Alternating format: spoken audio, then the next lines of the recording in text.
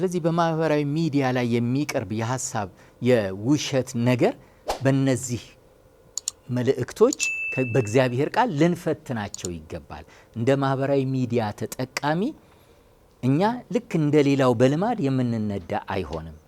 የምናየውን የምንሰማውን ነገር በእውነት ሚዛን እንመዝነዋለን፣ በእውነት ሚዛን እናየዋለን። እውነት የላቸውም ነው የሚለው፣ እውነት የላቸውም። በሁለተኛ ጢሞቴዎስ ምዕራፍ 6 ከቁጥር 3 እስከ 5 ላይ እነዚህን አስተምርና ምከር፣ ማንም ልዩ ትምህርት የሚያስተምር ከጌታችን ከኢየሱስ ክርስቶስ ከሆነ ጤናማ ቃልና እግዚአብሔርን ለመምሰል ከሚስማማ ትምህርት የማይጠጋ ቢሆን በትዕቢት ተነፍቷል፣ አንዳች አያውቅም። ነገር ግን ምርመራን በቃልም መዋጋትን እንደ በሽተኛ ይናፍቃል። ከነዚህ ቅናትና ክርክር፣ ስድብም፣ ክፉ ሐሳብም፣ እርስ በርስ መናደድም ይወጣሉ። አእምሯቸው በጠፋባቸው እውነትን በተቀሙ እግዚአብሔርን መምሰል ማትረፊያ የሚሆን በሚመስላቸው ሰዎች ይገኛሉ። እንደነዚህ ካሉት ምን በል ራቅ። ስለዚህ ክርስቲያናዊ ሚዲያ የማህበራዊ ሚዲያ ተጠቃሚ ስንሆን ከእውነት ጋር ያለን ግንኙነት በጣም ክሎዝድ መሆን መቻል አለበት። እውነት የሆነውን ነገር የምንለይ መሆን መቻል አለብን። የትኛው እውነት ነው፣ የትኛው ሐሰት ነው? የምንጽፈው እውነት ሆኖ ለሌሎች ሊደርስ የሚችል ነው። በመጨረሻ ብዙ ጊዜ እንደነዚህ አይነቶች ስለ ራሳቸው ተአምር እንዲህ አድርገን ነበር፣ እንዲህ ሰርተን ነበር ይላሉ ይላል። ነገር ግን ጌታ እንደሚለው አላውቃችሁም እንደሚላቸው ነው። በማቴዎስ ወንጌል ምዕራፍ 7 ቁጥር 22 ላይ እናገኘዋለን። እና ሐሰተኛ የሆነውን ነገር እውነተኛ ከሆነው ነገር እውነት በሆነው የወንጌል ቃል ልንመዝነውና ልናየው ይገባል። እኛ ጋር ያለውን እውነት ታዲያ እንዴት እናንጸባርቀው? እኛ ጋር ያለውን እውነት በፍቅር ልንገልጽላቸው ይገባል። ለዚህ ነው ሐዋርያው ጳውሎስ ክርስትናን እውነትን በፍቅር ሲገልጽላቸው፣ ነገር ግን እኛ ብንሆን ወይም ከሰማይ መልአክ ከሰበክንላችሁ የሚለይ ወንጌል ቢሰብክላችሁ የተረገመ ይሁን። አስቀድመን እንዳልን እንዲሁ አሁን ሁለተኛ እላለሁ፣ ከተቀበላችሁት የተለየውን ማንም ቢሰብክላችሁ ሰውን ወይስ እግዚአብሔርን አሁን እሺ ያሰኛለሁኝ? ወይስ ሰውን ደስ ላሰኝ እፈልጋለሁ? ሰውን ደስ ባሰኝ የክርስቶስ ባሪያ ባልሆንኩም ይላል። በቃ ያን ያህል ራሱን ዝቅ እስከማ እኔ እንኳን ብሰብክላችሁ፣ ከወንጌል ከሆነ እኔ እንኳን ብሰብክ አትስሙ። እንዴት አይነት ፍቅር ነው! እንዴት አይነት ፍቅር ነው! በቃ ከሰማይ መላእክትም ቢመጡ ምንም ለማን ነው ዋጋ እየሰጠ ያለው? ለትልቁ ወንጌል ዋጋ ይሰጥና ራሱን በፍቅር ያቀርባል። ስለዚህ በዚህ አይነት መልኩ ፍቅር በሆነ መልኩ ወንጌል ክርስቲያናዊ ሚዲያ ላይ ማህበራዊ ሚዲያን ስንጠቀም እውነትና ፍቅር ላይ ልናተኩር ይገባል። ለዚህ ነው ዛሬም የሐሰት ትምህርት ሊኖር እንደሚችል አንዘንጋ። እውነት ጉልበት ያለሆነ ያህል ሐሰትም የዛኑ ያህልም ባይሆን በተወሰነ ደረጃ ሰዎችን ወደ ጥፋት ሊወስድ የሚችል ጉልበት ይኖረዋል ብለን እናስባለን። ስለዚህ ክርስቲያን ማህበራዊ ሚዲያ ሲጠቀም የበለጠ ለእውነትና ለፍቅር ትኩረት ሊሰጥ ይገባል። ታዲያ እኛ የምን ምሳሌ እንሆን ነው? እኛ የየትኛው ምሳሌ ልንሆን ይገባናል? ማህበራዊ ሚዲያን ስንጠቀም እውነትን በፍቅር ይዘን የምናቀርብ ምሳሌዎች ልንሆን ይገባናል። ባለፈው ትምህርት በመርህ የምንመራ ሆነናል።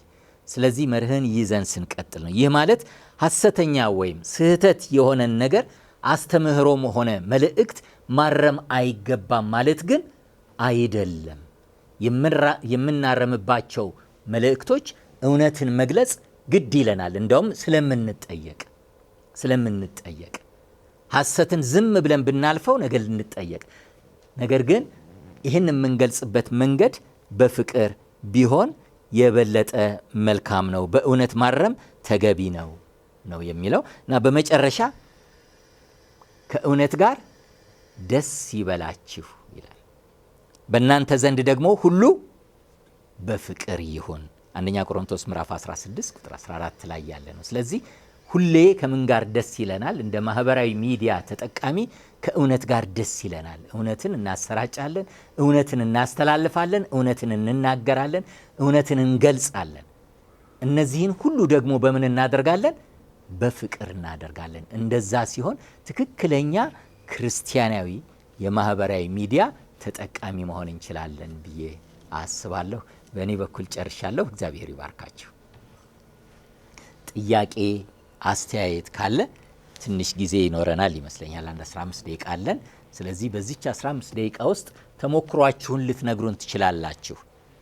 ባለፉት ጊዜያቶች አልገጠማችሁም? አንጠብቅም መቼስ መንፈሳዊ ቻናል ብለን ወይም ደግሞ ማህበራዊ ሚዲያ የክርስትና ቻናል ነው ብለን አላመመንም ወይም እኛ ሰዎችን አላሳመምንም።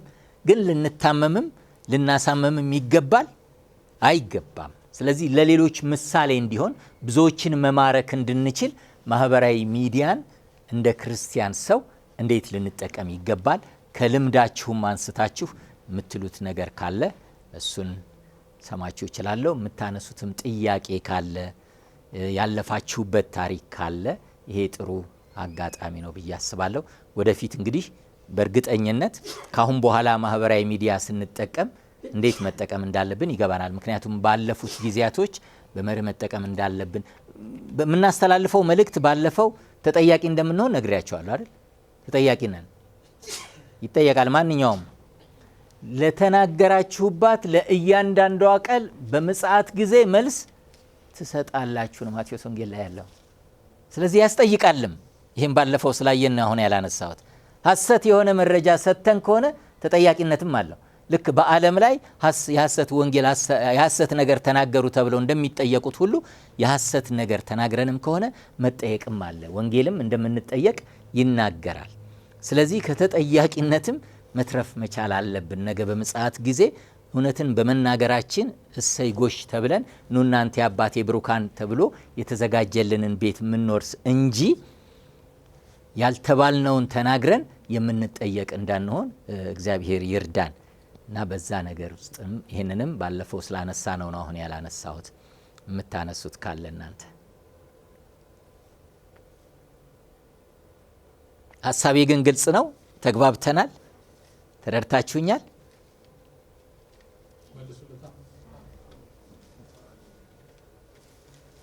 ምናልባት ይሄ ቢጨመር እንደዚህ ብታደርገው ግን ይሄን ከምን አንጻር አየኸው ብላችሁ የምታነሱትም ጥያቄ ካለ ችግር የለም።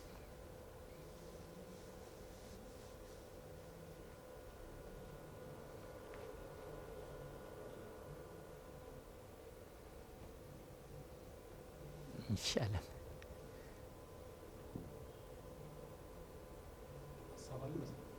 ሀሳብ ያላችሁ ከጀርባም ይቻላል።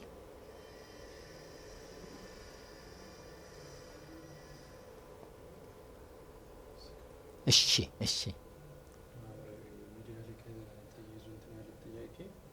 አሁን ብዙ ጊዜ ማህበራዊ ሚዲያ ላይ የሚሰማቸው ነገሮች አሉ ማለት በቃ የእኛን እውቀት ሁሉ አንዳንድ እስከሚፈታተኑ ድረስ የምንሰማቸው ብዙ ነገሮቻችን ለማስጋድ የሚካሄድበት ብዙ ነገር አለ። በቃና ያንን ነገር እንዴት ነው ከኛ ፉሽ የምናደርገው ወይም እንዴት በምን አይነት እውቀት ነው ያንን ነገር አይ ነው ይሄ ነገር ስህተት ነው ብለን ለራሳችንም ሆነ ለሰዎችን ስንትን የምንለው ማለት ብዙ ጊዜ አሁን እያመጡ ያሉ ብዙ ነገሮች አሉ።